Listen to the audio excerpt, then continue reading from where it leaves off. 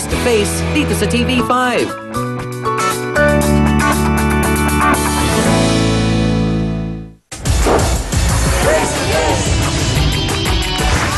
Inaamin naman daw ni Nicole na siya yung nasa tabi ni Mang Bong. Bakit kasama ka ni Mang Bong sa pagpasada? Ano ka ba sa buhay niya? Kaya pala nawawala yung kumpare ko, nasa iyo. Ganito po yan siya namin. Oho. Ngayon po, nakilala ko po siya sa isang jeep. Oho. Po siya ngayon. Ako po, bumabaklay po ako sa kanya. Kita mo? Bumabaklay po ako sa kanya. Hindi ko, ngayon, niligawan niya po ako. Hindi niya po sinabi sa akin na may asawa siya. Hindi niya po sinabi sa akin na may kinakasama siya. Kasi mo na yan. So sa mga tuwid, nagsinungaling si Mang Bong. Opo. Okay. Naniwala ka? Matino ka, hindi ka, ano sa ganon? Nung nakilala ko po siya, hindi na po ako ni minsan bumabakride. Inupa niya po ako ng bahay. So bakit? Pinagkakakitaan ba yung pagbabakride? Ano ba ang ibig sabihin nun? Nung nagbabakride po ako, nung hindi ko po siya nakilala, kasi po may anak po ako, tsaka may isa. Ngayon wala po akong asawa. Kaya po ako bumabakride kung minsan po, hindi naman po lahat ng nagbabakride ay pag nagbabakride pa, kasi kakalam po sa isang jeep, siyempre bibigyan ka na ng pera o kahit man. Para saan yung pagsama mo? Parang gusto po nila na meron tae na kondok. So, nung nakilala mo si Mang Bong, dati ka nung nagbabakride. Tapos, naging nakabakride mo siya, Opo. tumigil ka na sa Tumigil na po pagbabakride. ako. Dati- Bakit? Inupan na lang po ako ng bahay. Nagsama na kayo Nagsama na po agad-agad. kami. Opo. Niligawan ka niya? Nang isang linggo po and then 2 weeks po. Pero mo? Yun. Hindi ka ba nagtaka na baka sa edad ni Mang Bong, meron talaga siyang Hindi kinakasama at nagsinungaling siya doon sa sinabi niyang binata siya? Kasi po, kumbaga siya po nagbibigay sa akin lahat. Nakita ko po sa kanya lahat ang tunay na asawa dahil binibigyan niya yung anak ko ng sustento. Kailan mo nalaman na meron pala talaga siyang kinakasama at may Dito mga lang po. anak? Dito lang po. Inamin ba niya o nagsinungaling siya? O dininay pa rin ba niya yung pagkakaroon niya ng kinakasama at may mga anak siya? Dininay niya po sa akin nung una, pero ngayon ko lang po nalaman na meron po siya talagang asawa. Ngayon sabi ko, pumili ka sa amin, nangako ka sa akin. Ano bang pinangako niya sa'yo? Hindi mo ko iiwan. Alam mo ba, Ate Marivic, ang kadahilanan kung bakit parang napalayo si Mang Bong dun sa kumare mo at dito na napalapit? Maaari pong sa pagkabungangera po ng aking kumare. Okay. So, ang sinabi, doktora, dahilan, bungangera. Kailan ba nasasabi na ang babae ay bungangera? Kasi madalas natin naririnig yan na sinasabing reklamo ng mga kalalakihan. Nako kasi yung misis ko bungangera. Yung girlfriend ko mabunganga. Yung kinakasama ko mabunganga. Kailan po ba sinasabing bungangera? Parang ganito lang. Okay, Chang. Karaniwan kasi, no, pag sinasabi niyong bungangera, yun yung meron kayong gustong sabihin paulit-ulit at nasa malakas na pamamaraan. Okay, alam nyo, ang isang tao, ang measurement kasi ng sound, yung tinatawag nating decibels. So, ang decibels kasi, ang kakayahan ng tao na makarinig nun ng normal is 120 to 180. Pero sa nakikita kong lakas ng boses nyo, Aling Marivic, nasa 250 yata. Alam nyo, anything na nakakatuliling sa tenga is considered na parang sobra na. So, yun yung sinasabi na bungangera. Pero alam nyo, may mga pagkakataon Paano yun, doktora? Ako 25 years na akong nag-host. Iba So, yun, malakas Chan. na yung boses ko. Bingin ako Alam niyo, Sa kanila dahil. Iba naman kasi yung paulit-ulit na bagay na meron ka lang gustong ipunto kahit na dapat intindihin. Kasi kung masasabi niya, halimbawa, magsumikap ka, pwede mo na sabihin, magsikap ka, ayusin mo to. Tapos, paano kung katutulog lang ng tao, pagising yun na maririnig? Paano kung yung tao may sakit, yun pa rin ang sasabihin mo? At paulit-ulit, syempre yung tao naman parang hindi na Naliliit na sa sarili niya. So habang nagkakaganon ang feeling ng tao, parang sumusobra na yung nadidinig niya palagi at hindi niya kaya na kontrolin yung bibig ng kanyang asawa, chances are, ang iniisip niya, para to get away with yung ganitong klaseng sitwasyon, ay, bungangera Oo. talaga, hindi ko na kaya. Oho. Salamat po, Doktora. Hindi ho kaya ang nangyari, Ate Marivic, ay talagang baka naitulak din palayo ni Aling Yoli yung kanyang mister dahil sa, kayo na nga ho nagsabi, sa kakabunganga. Ano po bang madalas binubunganga ni Ate Yoli? Wala naman ho akong basta ang noon ho kasi puro hanap buhay lang ho siya. Aha. Siguro naman ho, dahil nga ho busy sa paghahanap buhay. Weh, Pagkatapos, nakikita mo malalaki ba? na rin yung mga Nakikita anak. mo ba? Natural, magkapit-bahay kami. At yung makikita. Pero alam ko kung ano nangyayari. Dahil ako ang hinihinga ng sama ng loob eh. Sa akin umiiyak eh. Oh, kaya ako nagagalit ng ganito dahil sa akin umiiyak. Gano'n na ba kayo katagal nagsasama ni Mang Bong? Bago pa lang po, 4 months pa lang po. Oh! 4 na buwan pa lang, mga Siya, ako may kasawsawan. question.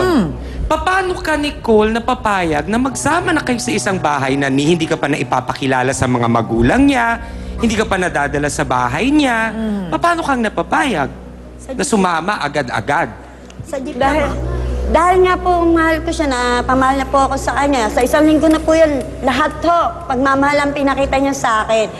Sa loob ng 1 linggo, siksik, liglig, puro pagmamahal. bilis. At talagang napamahal ka na. Pamahal na po ako sa kanya. Kayang Hindi na po ako tapatan ni kumita B1 sa- yan. Oo, Ng po, B1. 3 araw lang. Oh, tinan mo? Paano kung sa 3 araw may makilala kang iba na kayang tapatan ang higit pa sa binigay o higitan pa yung binigay ni Mang Bong? Hindi na po. Kay Bakit? Bong na lang po ako talaga. Oh, mga kasawsawan. Talagang para daw kay Kuya Bong itong si Nicole. Kayo, ano ba ang inyong masasabi, Hans? Nako, para kanino kaya ang boto ng mga sausawero, Chang? Doon ba sa kumaring galit na galit dahil siya ang nakadiskubre ng dahilan sa pagkawala ng mister ng kanyang kumare? O ditong sa pula na sinasabing niligawan ako na pamahal na siya sa akin? Siya ang aking tagapagligtas. Magboto Hans tayo. Go!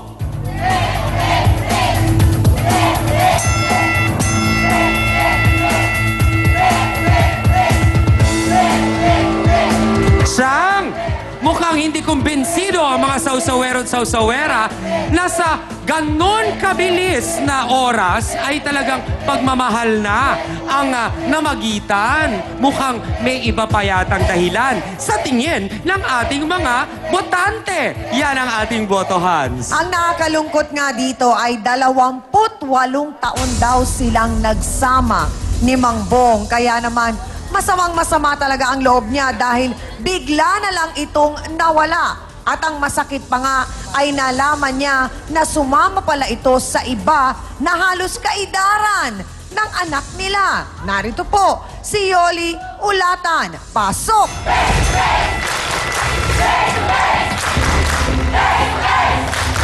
Ate, dahan-dahan! Abay, mainit damdamin ni Ate Yoli kay Nicole. Pakikinggan natin ang kanyang kwento. Pakaabangan ninyo, huwag kayong bibitaw. Ito po ang Face to Face. Lolokohin mo ako, pagpapalit mo ako sa bata? Sabi mo, hindi mo papalit mo! Okay, sandali lang, Nicole. Ang gusto kong malaman, Mang Bong, Facebook sausawa na, mga kapatid. Yana Richards. Hello, Chang Ami. Lagi po akong nanonood ng show ninyo dito sa Sydney, Australia. Kahit replay na po, hindi ko pinalalampas ang show ninyo. Marami kasi akong natututunan. Pagising ko sa umaga, nasa internet agad. Sana makavisit kayo doon sa amin sa Surigao City kasi maraming nanonood sa inyo, lalo na sa barangay namin. To face dito sa TV5.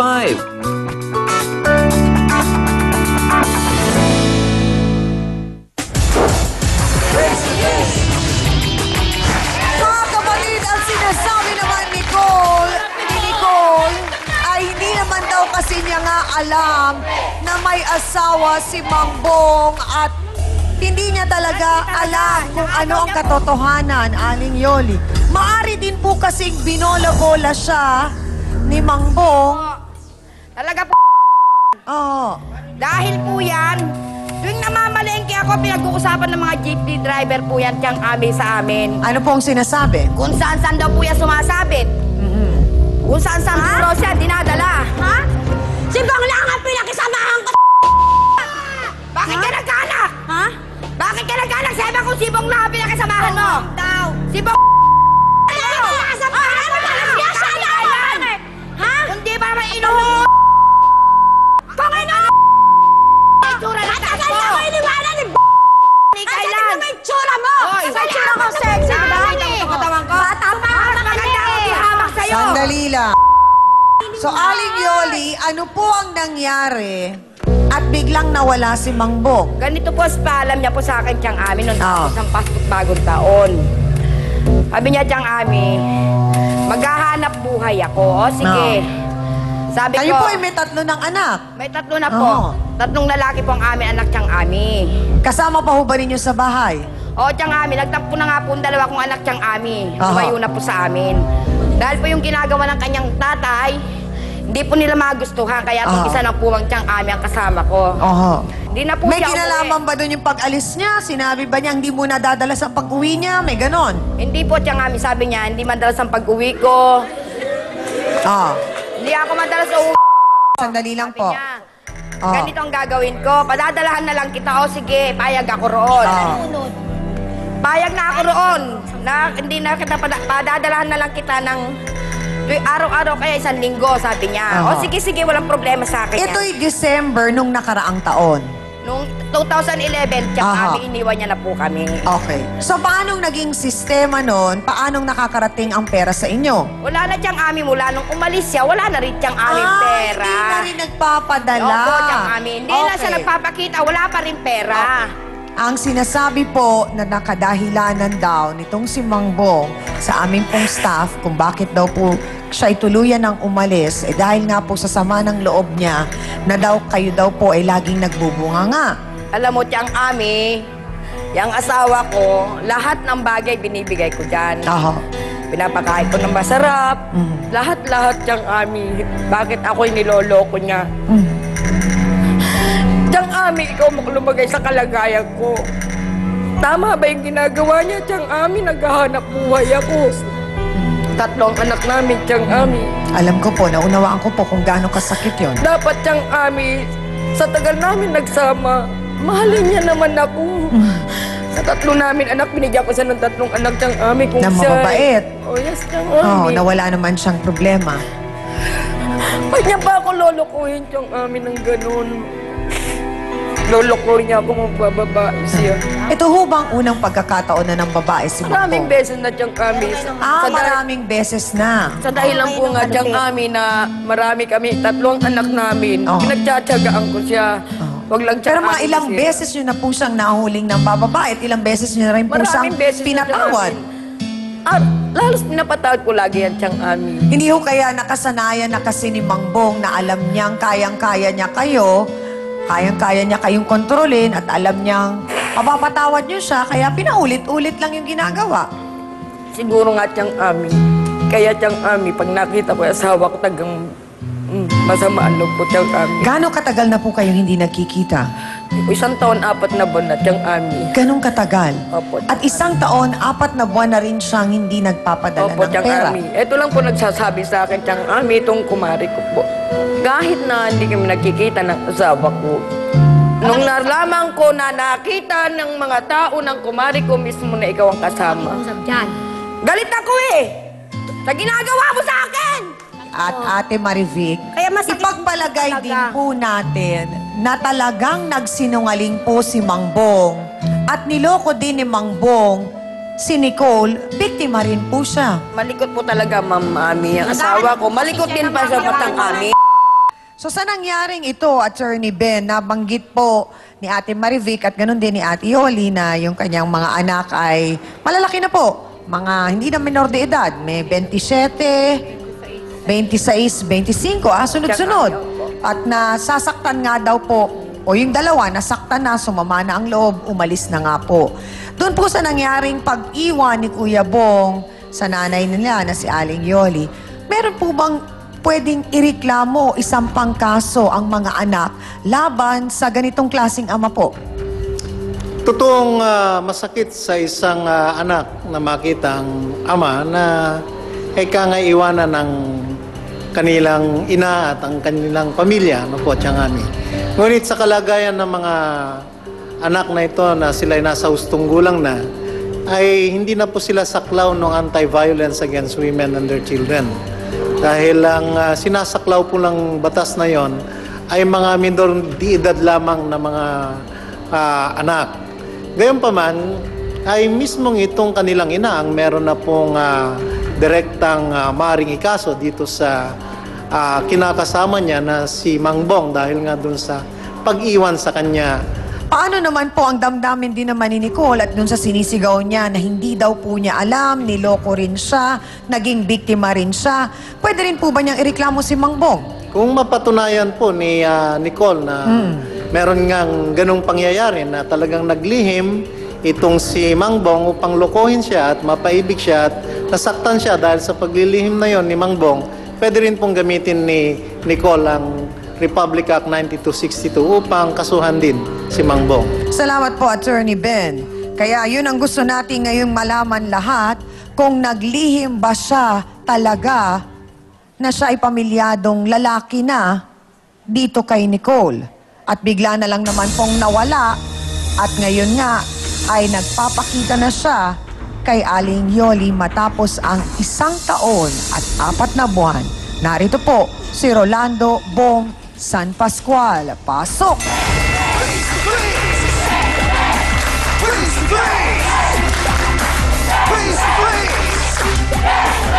Mang Bong, diretsahang tanong po. Sandali lang. Wala kang magawa, Lolokohin mo ako, pagpapalit mo ako sa bata. Ang kapal ng mukha mo! Lahat ng kapal ng mukha mo, ginagamit mo! Ano bungangera? Hindi ako magbubunga kundi dahil sa'yo. Ba't di ka uuwi ng ganong oras? Naghahanap buhay ka! Asawa, di ba? Ang kapal ng mukha mo! Sabi mo, hindi mo Kapal ng mukha mo! Ang kapal! Okay, sandali lang, Nicole. Ang gusto kong malaman, Mang Bong. Sandali lang. Lumawa ka sa akin, Mom. Kapal ng mukha mo. Mang Bong, sinabi niyo ho ba talaga kay Nicole na wala kayong asawa? Opo. Bakit po kayo nagsinungaling? Kasi po, hiwalay na kami. Kailan ang Ha? kapal ng Hiwalay na mukha? po kami. Hiwalay tayo? Hiwalay tayo? Sandali lang po, Aling Yoli. Kapal ng mukha. So, nangyari yon nung 1 taon na hindi na kayo umuwi. So, parang ang pangunawa nyo, Hindi na po kasi ako umuwi sa kanila. technically, wala na kayo. Bakit po kayo hindi umuwi na? Kasi po, nagsawa na ako sa bunganga niya eh. Na parang mamagaan Naku po, pa. nagsawa na daw si Kuya Bong sa kabubunganga ni Ate Yoli. Makinig kang mabuti, Ate Yoli, baka kailangan mo ring malaman ang sama ng loob ng iyong kinakasama. Yan ang aabangan natin sa pagbabalik po ng Face to Face. Relasyon po kami ng babae niyan. Hindi mo ba alam? Tatay ko yan, kinana mo. Malay ko mga anak! Malay ko mga ama mo! So ang anak mo, siya ang tatay na ngayon ay inaalagaan ni Mang Bong, apo mo. Mukha mo!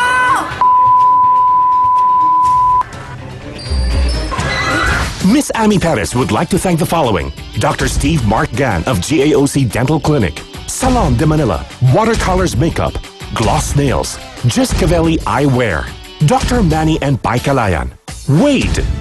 Hans Mortel would like to thank the following: Dr. Ariel Recto Dabalus, Nail Necessity, Head, Foot and Body Spa, necessity for your body and soul. Face to Face would like to thank the following: AXN Time and Sports Shades, F101, wear your needs. Home Appliances by Minami, galing ng quality. Ito ang tunay na masarap. Select soy sauce. Kaya toyo pa lang, ulam na. Ito ang bilhin. Prime Rocks Bleach, ang bleach na di masangsang. Mabisa na, mura pa. Gawang Pinoy. Sea Spring Resort. Face to Face dito sa TV5.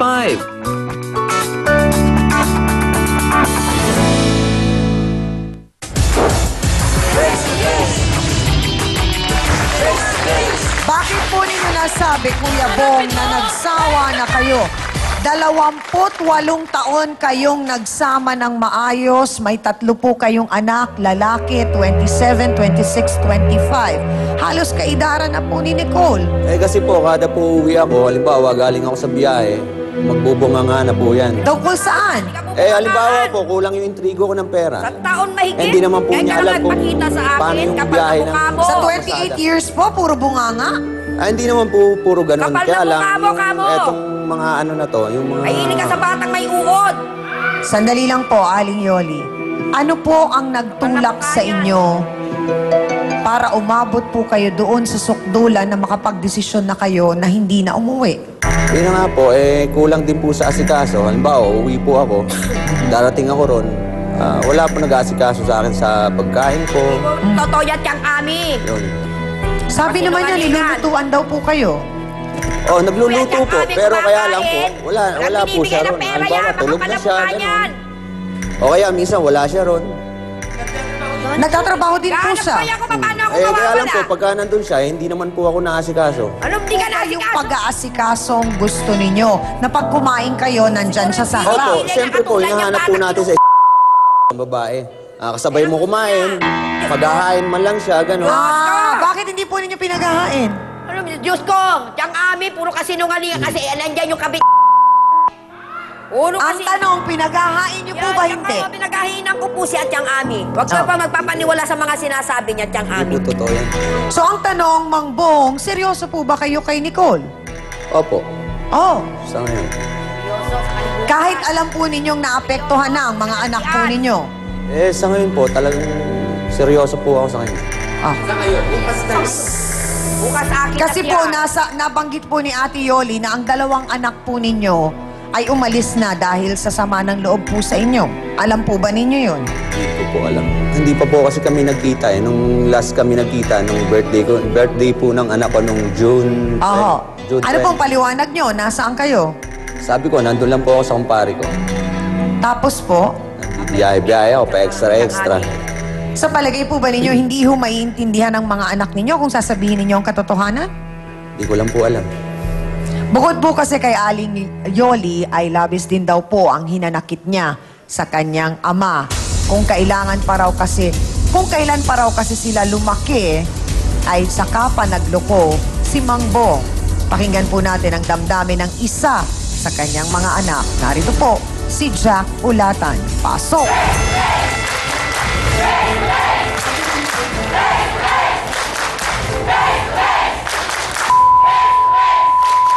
Jack? Ginagawa mo rito? Ikaw! Ibad! Totoo nga sila sabi. Sandali lang! Sariling anak! Ayan na!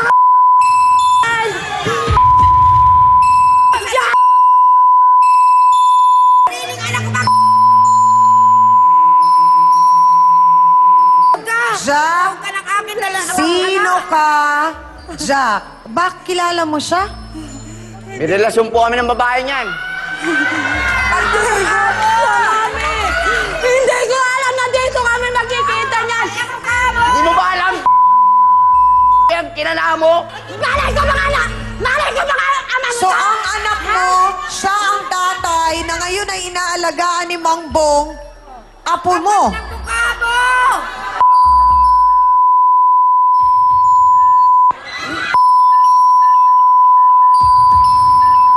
Nagbuntis ako, ha? Buntis ako, kaharap ka! Kailan mo nga sa pinahanap kita? Hindi ka lang Saan kayo nagkakilala ni Jack? Paanong naging kayo? Sa isang kaibigan po. Kumbaga, nireto-reto po kami dalawa. Aha. Ngayon dito ko lang po makikita. Bakit? Bakit biglang nawala naman to? Dahil po buntis po ako, hindi niya ako pinanagutan. Dahil natakot lang po ako, kaya hindi ko po kaya siyang buhayin. So yung Dati anak naging karelasyon. mo na binubuhay ngayon ni Mang Bong at tinutustusan niya ay apo pala niya. Hindi ko na yan! Hindi ko po alam ang amin. Ano? Hindi ka apo yan! Di kailan di ko tatanggapin apo yan. Lalo naman ako, hindi ko tatanggapin anak yan. Wala pong kasalanan ng bata. Hindi niya po pinanagutan. Tinakasan niya lang ako. Bakit hindi mo pinakilala na si Nicole ang girlfriend mo? Wala po, natakot lang po ako, ma'am. Wala! Dahil hindi ko po kasama Wala! ang panagutan. Wala ka! Wala ka! Wala ka kwenta lalaki! Sabihin mo! So mula nung nanganak ka, hindi mo na nakita si Jack. Hindi na po. Kaya pinatulad yung asawa ko na naghanap ka ng suporta, di mo alam na di pamilya yan. Di mo alam na may anak yan. Kung alam ko lang na tatay niya to, pinatulang ko! Bakit? Iyak ka lang! Pinakilala ba ako sa inyo? Hindi, di ba? Hindi, dahil... Ng anak mo!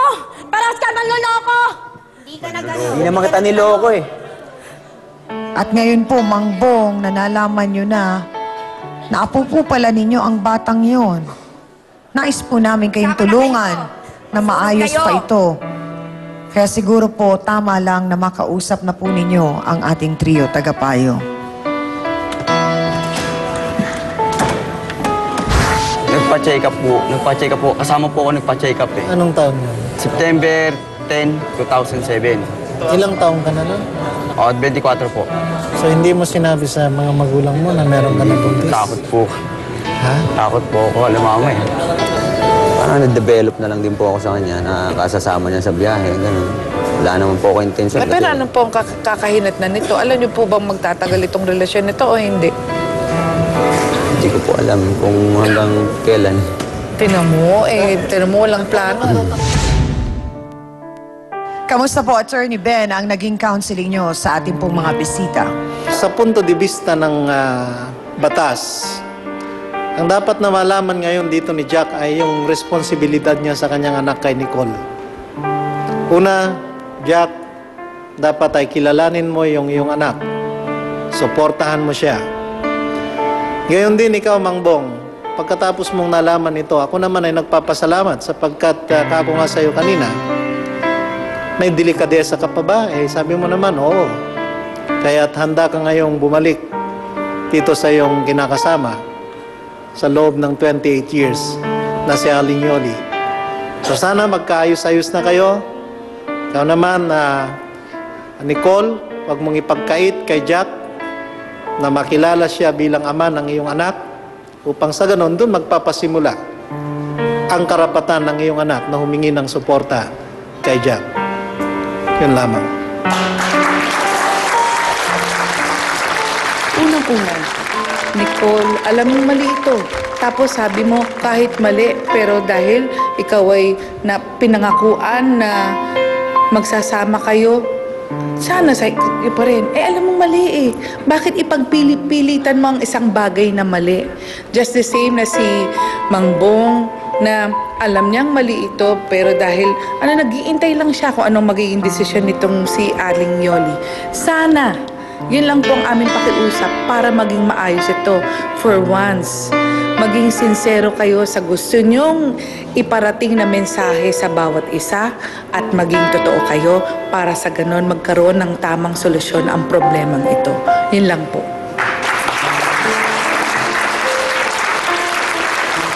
Mang Bong, nais ko lang iparating sa iyo na isang aral lamang ang ibinibigay sa iyo ngayon na huwag mong baliwalain ang 28 pagsasama niyo ni Aling Yoli.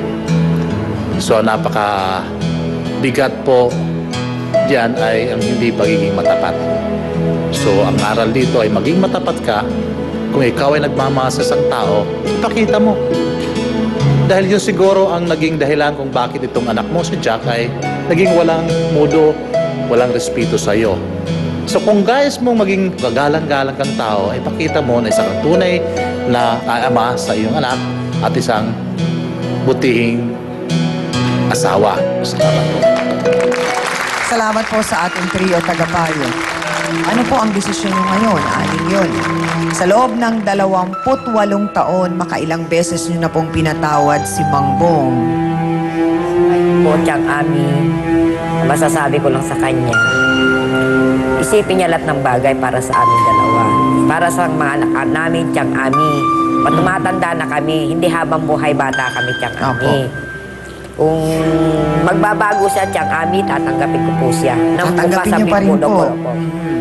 Pero kung di siya magbabago tiyang Ami, Itong isa pang problema na nalaman na nga natin ngayon na ito nga ho palang anak niyong si Jack ay may anak doon kay Nicole at yun po ay apo ninyo. Wala pong problema. At ang sabi niyo kanina, sabay si Jack, sinabi niya rin na hindi niya matatanggap na anak. Kayo po, sinabi niyo hindi niyo matatanggap na apo. Nasabi niyo lang po ba yun dahil sa sama ng loob? Opo, tiyang Ami. Matatanggap ko po yun, tiyang Ami. Wala pong kasalanan ng bata? Opo, tiyang Ami. Matatanggap ko po yun, tiyang Ami, kapag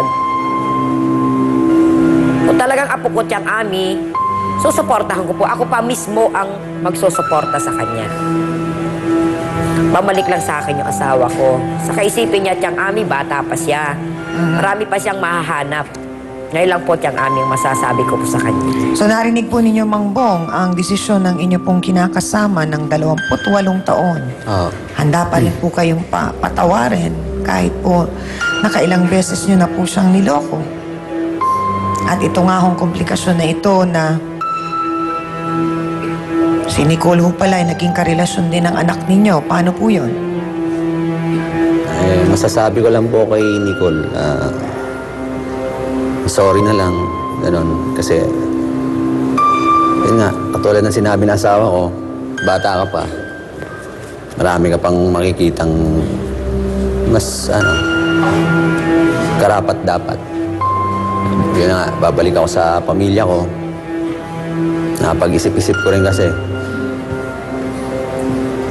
Kaya sana mapatawad niyo ako. Wala po. Humingi naman ng tawad ang iyong ama, Jack. Opo. Napatawag ko na po siya. So kayo po ba ay uuwi, Mang Bong? O bubukod po muna kayo? Uwi po ako mamaya sa bahay na po mismo ng pamilya ko. Tunay na Mabuti pamilya. naman po kung ganon. Maraming salamat po at kahit paano nakatulong kami sa inyo. At sana nga, Nicole, ay kung talagang si Jack ang ama ng bata